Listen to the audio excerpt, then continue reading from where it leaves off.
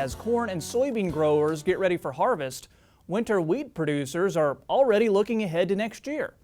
Dr. Nathan Mueller is an extension agronomist and certified crop advisor who helps growers in eastern Nebraska.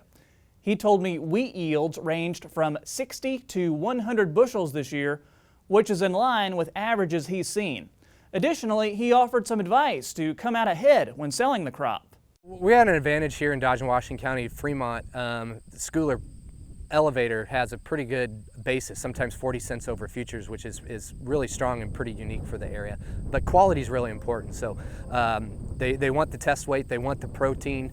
If you don't have those, there's also a dock for it. So it's something, there's some incentives there, but quality is going to be important. So that's something that I do talk with growers about. Both test weight being one of the first things, and then managing protein as well, so they can get some extra cents per bushel with a protein premium. And whether you grew wheat or are preparing to harvest something else, Nathan says to stay on top of your soil management.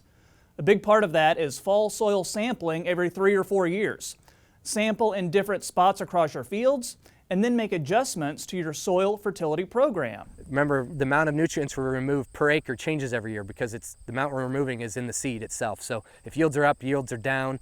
If we're removing something as a corn silage versus just the seed, nutrient removals is different. And so tracking that, probably one of the biggest issues in fertility management in east central Nebraska is actually soil pH. With a lot of land being cash rented, high cost to production, a lot of people don't want to spend money on lime. The landowner doesn't want to spend money on lime, with high property taxes. But man, that can really short us on soybean yield. We've seen that in some on-farm research data looking at the value of lime in this area. Some huge yield responses in soybeans in some years in corn. So having a pH of 5 is really going to hurt you. If we can get those pHs 6, 6.5, I think that's something that we need to look at more than just focusing on phosphorus, nitrogen, potassium, and zinc.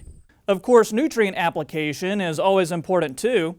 Getting that on the soil before the ground gets too cold will help in the long run. In terms of ag lime or Pell lime, in the fall application is going to probably be an advantage to get that on before the ground freezes so it can start to react, especially if we're going to go to soybeans. Ag lime can take up to 2 years to react.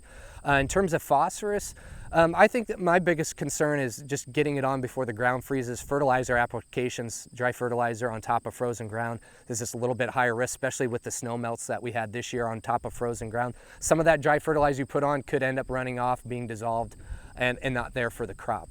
And the other big piece we forget about fertility is making sure we're protecting the soil, because a lot of our nutrients are in that top inch. If we have soil erosion, whether it's due to tillage or high rainfall events, just realize that you're also losing a very valuable part in your fertility program as well. Nathan tells me that if you're struggling from a profitability standpoint, you might want to consider introducing livestock or a different crop onto your farm. He also encourages you to network with as many growers as you can and learn together as peers.